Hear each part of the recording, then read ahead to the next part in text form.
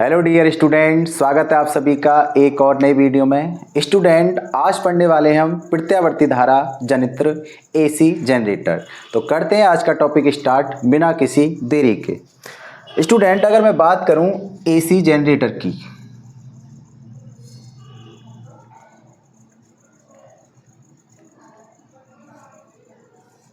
तो student AC generator समझने से पहले बात कर लेते हैं एसी की। एसी का मतलब है यहाँ पे अल्टरनेटिंग करंट, यानी प्रत्यावर्ती धारा। स्टूडेंट, प्रत्यावर्ती धारा की अगर हम बात करें तो ऐसी धारा जो एक निश्चित समय अंतराल बाद अपनी डायरेक्शन चेंज करती है। अगर हम इसका ग्राफ बनाएं तो ग्राफ कुछ इस तरीके का आता है इसका। ये स्टूडेंट, यहाँ से और यहाँ तक इसका एक साइकिल कंप्लीट है, और आप देख सकते हो एक साइकिल में ये एक बार अपनी पॉजिटिव डायरेक्शन में है और अगली वाली डायरेक्शन जो है वो आधे चक्र में नेगेटिव है। यानी एक साइकिल इसका पॉजिटिव होता है आधा साइकिल, और आधा साइकिल क्या होता है इसका नेगेटिव। तो ऐसी धारा जो एक निश्चित समय अंतराल बाद अपनी डायरेक्शन चेंज करती है प्रत्यावर्ती धारा कहलाती है। अब बात करते हैं एसी जनरेटर की। स्टूडेंट, हमें पता है ये हमारे घर के बाहर लगता है, फंक्शनों पे लगता है। हम क्या करते हैं, इसको घुमाकर छोड़ देते हैं, ये चलता है और चलने के साथ ये हमें देता है विद्युत ऊर्जा, इलेक्ट्रिक एनर्जी। और हम ये भी जानते हैं स्टूडेंट कि किसी भी एनर्जी को आप बना नहीं सकते, केवल क्या कर सकते हो, एनर्जी का फॉर्म चेंज कर सकते हो, एनर्जी को रूपांतरित कर सकते हो, चेंज कर सकते हो।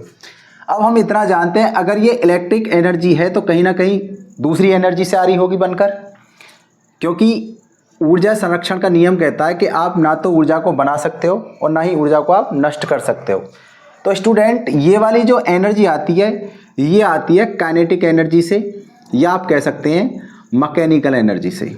और स्टूडेंट, अगर मैं बता दूं आपको तो मैकेनिकल एनर्जी एक ऐसी एनर्जी होती है जिसमें मोशन होता है और कुछ क्या होता है, वर्क भी होता है।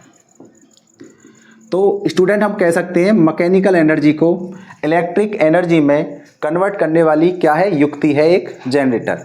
तो इन शब्दों को लिख देते हैं बोर्ड पर।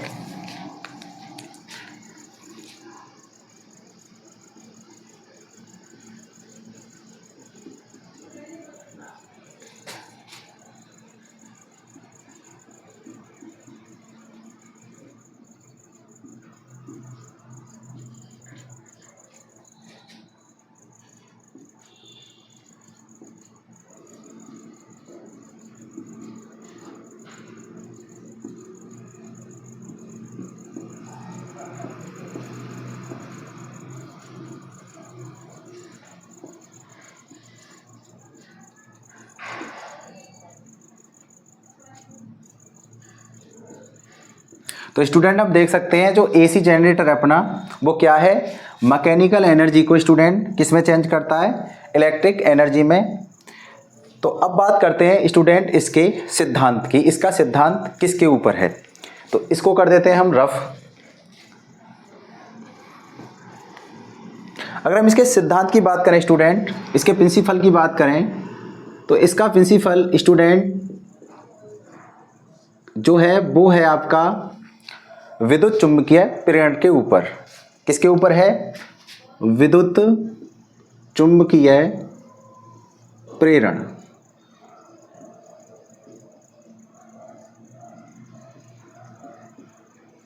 अगर हम इसे समझें, इसे कहते हैं electric magnetic induce, EMI। Student, आप समझते हैं EMI। स्टूडेंट, अगर मेरे पास कोई एक वायर है, मान के चलते हैं कॉपर का वायर है, और इसको मैंने मोड़ करके क्या बना रखा है, एक लूप बना रखा है। इस वायर में से, इस लूप में से जो चुंबकीय बल रेखाएं गुजरेंगी उसे कहते हैं चुंबकीय फ्लक्स। मान के चलते हैं ये 5 फिंगर जो हैं ये चुंबकीय बल रेखाएं हैं। अगर इस लूप से गुजर रही हैं तो इस समय कहलाएगा ये चुंबकीय फ्लक्स। स्टूडेंट, अगर मैं इस कुंडली को घुमाऊं किसी तरीके से, तो आप देख सकते हैं ये घूमने के साथ जो चुंबकीय बल रेखाएं हैं उसकी संख्या में चेंज आएगा। मान के चलते हैं ये घूमी, 4 हुई, 4 के बाद 3, 2, 1, और इस समय देखो आप 0। यानी अगर हम चुंबकीय बल रेखाएं, यानी अगर हमारे पास कोई कुंडली है और वो किस में रखी है, चुंबकीय क्षेत्र में, तो उस कुंडली से क्या गुजरेंगी, चुंबकीय बल रेखाएं यानी चुंबकीय फ्लक्स। और आप जब कुंडली को घुमाते हो तो उससे गुजरने वाले चुंबकीय फ्लक्स में क्या होता है स्टूडेंट, चेंज होता है। अगर फ्लक्स में चेंज होता है तो फैराडे कहते हैं स्टूडेंट कि उस कुंडली में एक प्रेरित ईएमएफ इलेक्ट्रोमोटिव फोर्स विद्युत वाहक बल उत्पन्न हो जाता है, जिसे हम क्या कहते हैं, पोटेंशियल। अगर स्टूडेंट ये पोटेंशियल है और आपका सर्किट क्लोज है तो उस सर्किट में एक प्रेरित धारा बहने लगती है, जिसे कहते हैं हम इंड्यूस करंट। तो स्टूडेंट ये होता है ईएमआई कि जब आप किसी चुंबकीय क्षेत्र में रखी कुंडली को घुमाते हैं तो उससे गुजरने वाली चुंबकीय बल रेखाओं की संख्या में या उससे गुजरने वाले चुंबकीय फ्लक्स में क्या होता है, चेंज होता है। उस कुंडली में एक प्रेरित ईएमएफ उत्पन्न होता है और अगर सर्किट क्लोज है तो उस सर्किट में एक धारा बहने लगती है। तो इस बात को लिख देते हैं हम बोर्ड पर स्टूडेंट।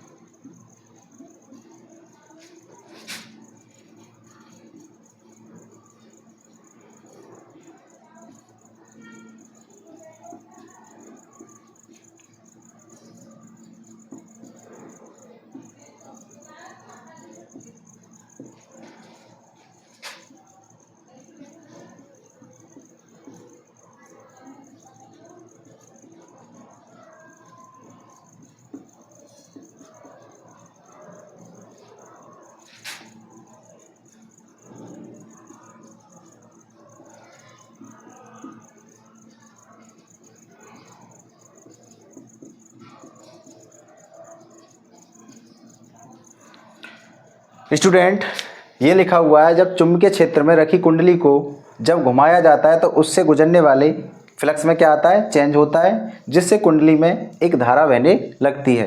तो ये स्टूडेंट इसका सिद्धांत ये बहुत इंपॉर्टेंट है और कई बार एक नंबर में और बहुत सारे कंपटीशन एग्जामों में ये पूछा जाता है कि जो जनरेटर का प्रिंसिपल है वो किसके ऊपर आधारित है। तो वो है स्टूडेंट ईएमआई, विद्युत चुंबकीय प्रेरण की घटना के ऊपर आधारित। अब स्टूडेंट बात करते हैं इसकी स्ट्रक्चर की।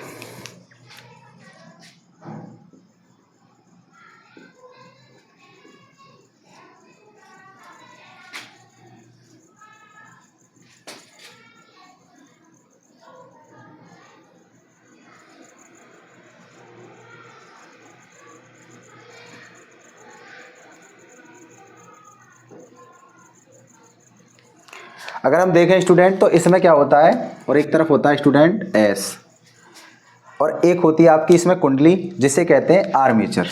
क्या कहते हैं इसे, आर्मेचर। इसके जो बाह्य सिरे होते हैं स्टूडेंट यहाँ पे लगी होती हैं तो बल है, ये होती हैं कॉपर की। इन बलों से दो स्पर्श कराकर रखे जाते हैं कार्बन ब्रश, और जिस सर्किट को धारा देनी होती है कार्बन ब्रशों से उसके बाहर निकाल करके उसे धारा दी जाती है। मान के चलते हैं एक बाह्य जो आपको लोड है वो है आपका एक बल्ब, जिसे क्या देनी है, धारा। तो ये बल्ब है अपने आप में एक, आप देख सकते हैं। तो स्टूडेंट इन्हें कहते हैं सर्पिबल है।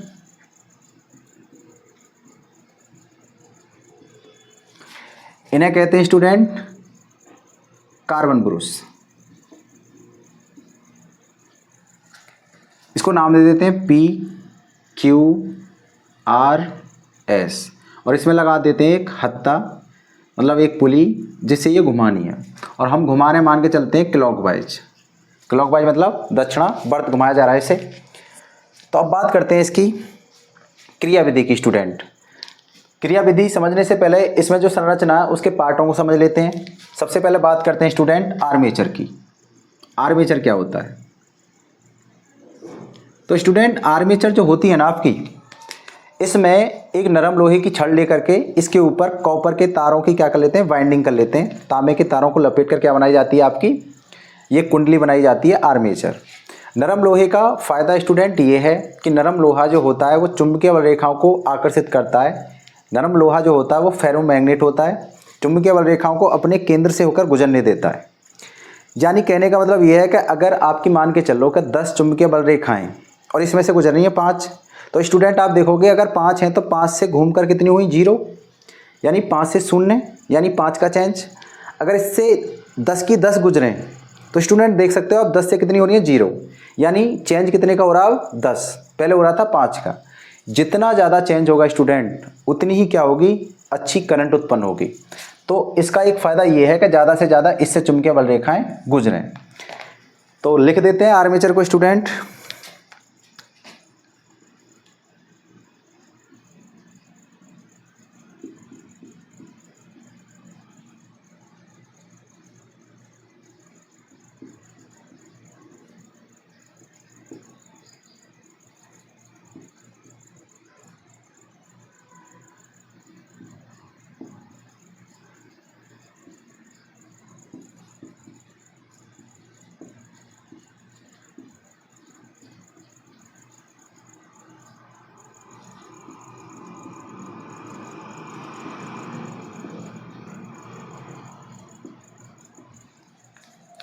तो ये नरम लोहे की किरोड़ के ऊपर तांबे के तार को लपेटकर बनाई जाती है। अगर हम बात करें स्टूडेंट सर्पी वलय की,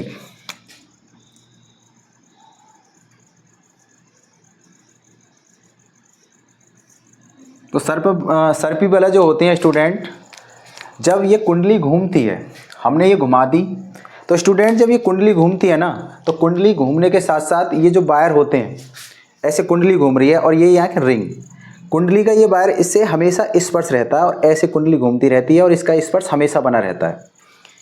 यानी कुंडली जो होती है हमेशा उसका जो सिरा है दोनों कुंडलियों के साथ अलग अलग क्या बना रहता है, उसका स्पर्श बना रहता है और कुंडली आपकी घूमती रहती है, जिससे उसका टच बना रहे और जो भी करंट है वो इसमें आता रहे इससे टच होकर। अगर मैं बात करूं स्टूडेंट तो इसको नाम दे देते हैं हम, मान के चल रहे हैं ये क्या आपकी C1, इसे नाम दे दो C2 और इसे नाम दे देते हैं ब्रुश को B1, इसे नाम दे देते हैं B2, नाम दिए हैं। तो C1 और C2 जो स्टूडेंट होते हैं वो होते हैं बिल्कुल अलग अलग, इससे इसका कोई संबंध नहीं है। C1 B1 के साथ है और C2 B2 के साथ है। तो अगर हम सर्पी वलय की बात करें तो ये कुंडली घूमने के साथ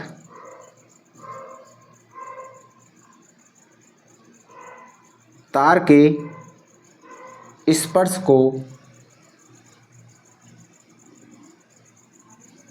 बनाकर रखती हैं।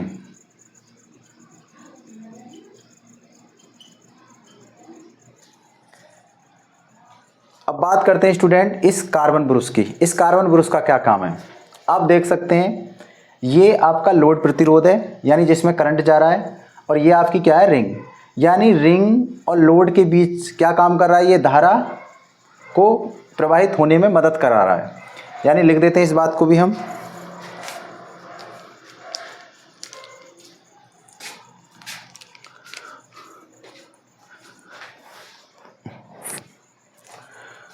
अब बात करते हैं कार्बन ब्रुश। तो स्टूडेंट कार्बन ब्रुश को देख सकते हो आप, ये क्या आपकी रिंग है और ये क्या लोड है, यानी रिंग यानी वलय और रिंग के बीच जो धारा का ट्रांसफर हो रहा है वो किसकी मदद से हो रहा है, कार्बन ब्रुश की वजह से। स्टूडेंट कार्बन ब्रुश अपनी जगह क्या होते हैं, स्थिर होते हैं। ऐसा नहीं है कि ये इसके साथ गति करते हैं, ये क्या रहते हैं, स्थिर, और धारा के प्रवाह में क्या करते हैं, मदद। जो भी वायर निकाले जाते हैं वो किससे निकाले जाते हैं, कार्बन ब्रुशों से। तो कार्बन ब्रुश को लिख देते हैं।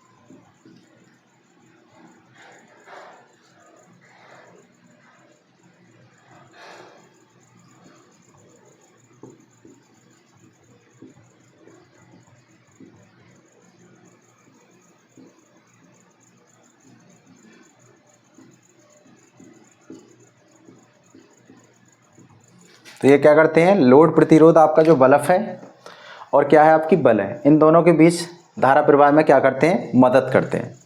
तो हमने स्ट्रक्चर में स्टूडेंट देख लिया वलय और आपके कार्बन पुरुष और आर्मेचर और क्या होते हैं, दो ध्रुव होते हैं, ये प्रबल ध्रुव होते हैं स्टूडेंट। और आप देख सकते हो इनके मध्य क्या रखी जाती है, आर्मेचर को रखा जाता है। अब इसका जो इम्पोर्टेंट है, सबसे ज़्यादा इम्पोर्टेंट वो है इसका कार्यविधि वर्किंग। तो करते हैं।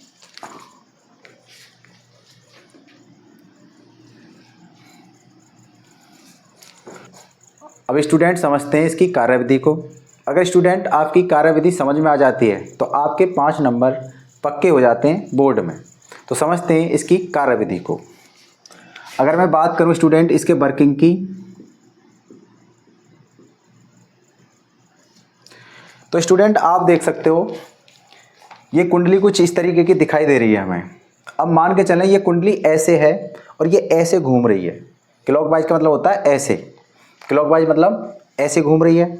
स्टूडेंट अगर ये घूम रही है क्लॉकवाइज तो आप देख सकते हो अगर ये कुंडली ऐसे है, अगर ये क्लॉकवाइज घूम रही है तो आप ये वाला जो हिस्सा है ये ऊपर आएगा और ये वाला हिस्सा आएगा नीचे, ये वाला हिस्सा ऊपर और ये वाला हिस्सा नीचे। इसमें जो काम में लिया जाता है वो लिया जाता है स्टूडेंट फ्लेमिंग के दाएं हाथ का नियम। फ्लेमिंग का क्या होता है, राइट हैंड होता है, उसका नियम लिया जाता है इसमें। फ्लेमिंग कहते हैं राइट हैंड का जो लॉ है उनका, कि जो आपका अंगूठा होता है वो बताता है चालक की गति,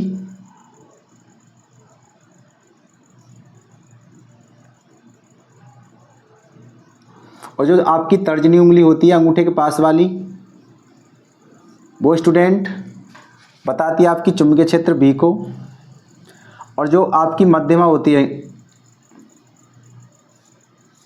वो बताती है स्टूडेंट आपकी धारा को, वैद्युत धारा को। तो ये बड़ा सिंपल सा लॉ है। अगर हम तीन ही अपने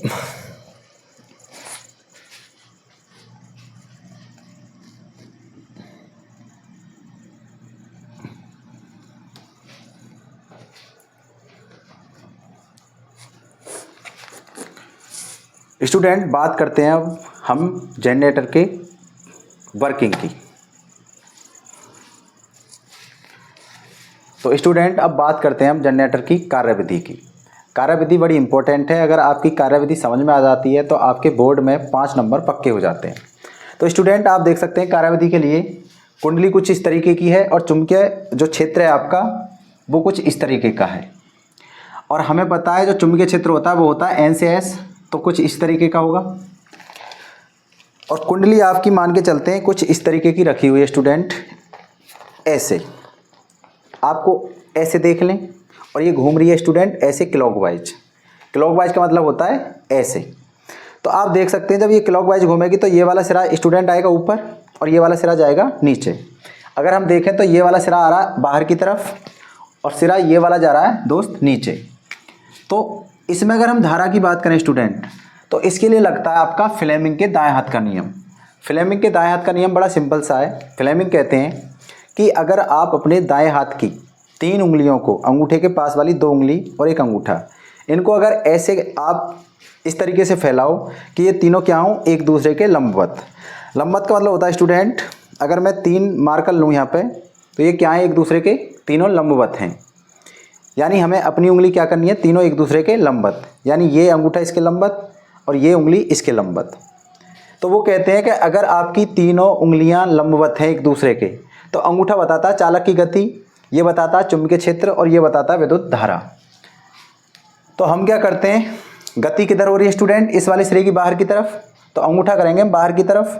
चुंबकीय क्षेत्र हमारा किधर है, N से S की ओर, तो ये उंगली होगी N से S की ओर, और आप देख सकते हो ये उंगली जा रही है आपकी ऊपर बड़े आराम से। देखो कुंडली क्लॉकवाइज कर रही है गति, ऐसे देख लो ये वाला सिरा ऊपर आ रहा है। अगर ऐसे देखोगे तो ये सिरा कौन सा आ रहा है, PQ ऊपर। तो PQ सिरे के लिए स्टूडेंट देख सकते हो अंगूठा आपकी तरफ, उंगली N से S की ओर और ये जाएगी धारा की तरफ। तो स्टूडेंट आप देख सकते हो इसमें धारा जो बह रही है वो बह रही है ऊपर की तरफ, और इसमें बहेगी फिर स्टूडेंट धारा नीचे की तरफ। देख सकते हो इसे भी आप, क्योंकि गति इस वाले सिरे की कहाँ हो रही होगी स्टूडेंट, ये नीचे जा रहा होगा। तो आपको अंगूठा क्या करना, नीचे, और ऐसी उंगली रखनी है और ये उंगली कहाँ जा रही है, नीचे की तरफ। तो ये धारा की दिशा होगी स्टूडेंट। और आप देख सकते हो ये धारा इस रिंग की वजह से कार्बन की मदद से किस में जाएगी, बल्ब में, और बल्ब जल जाएगा आपका। तो ये होता है इसका वर्किंग। और आप देख सकते हो स्टूडेंट, ये जो धारा है ये सिरा यहाँ तक आएगा आगे, मतलब ऊपर तक उठेगा, और आधे चक्कर बाद ये जाने लगेगा नीचे। और हमें पता है नीचे वाला जो सिरा होता है उसमें धारा कैसे बह रही है, नीचे की तरफ। यानी आधे चक्कर तो इसमें आएगी धारा ऊपर की तरफ, और आधे चक्कर बाद धारा नीचे की तरफ। तो कहने का मतलब ये है, जो इसमें धारा आ रही है स्टूडेंट वो आ रही है AC प्रत्यावर्ती धारा। तो इसको वर्किंग को लिखकर करते हैं वीडियो का समापन।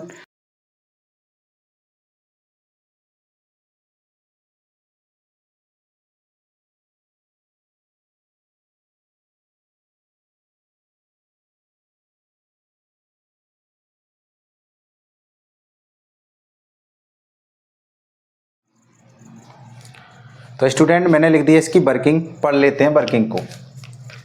जब आर्मेचर PQRS को, ये RS जो PQRS है ये क्या है आपकी आर्मेचर को घुमाया जाता है, तो कुंडली स्टूडेंट, कुंडली का सिरा जो आपका PQ है वो ऊपर की तरफ, सिरा जो RS है वो नीचे की तरफ क्या करता है, गति करता है, जिसके कारण PQ में धारा स्टूडेंट ऊपर की ओर और RS में धारा बहती है स्टूडेंट नीचे की ओर। और ये होता है आपके फ्लेमिंग के दाएं हाथ के अकॉर्डिंग। और ये बहने वाली धारा जो होती है स्टूडेंट क्या होती है, AC।